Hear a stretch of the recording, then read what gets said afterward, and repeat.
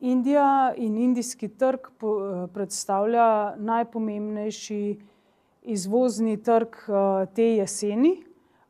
Gospodarska zbornica Slovenije je sicer že zadnjih 20 let precej pozornosti posvečala Indiji, kar ne nazadnje kaže tudi Slovensko-indijski poslovni svet, ki smo ga že leta 2013 ustanovili z namenom, da slovenska podjetja, ki so zainteresirana za poslovanje z Indijo, skupaj učinkoviteje popeljemo na ta trg.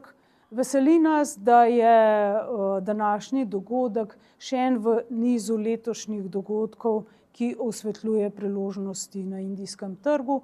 Tokrat smo se fokusirali oziroma osredotočili, če lepo po slovensko rečem, bolj na pospeševanje prenosa slovenskih tehnologij na indijski trg.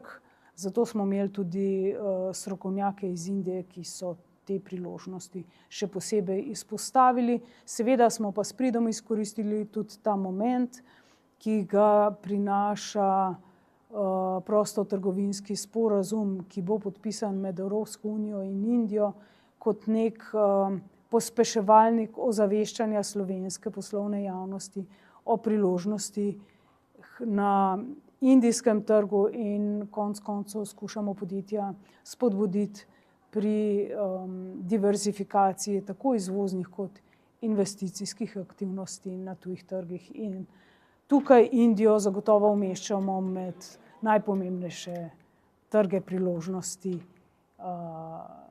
v prihodnje.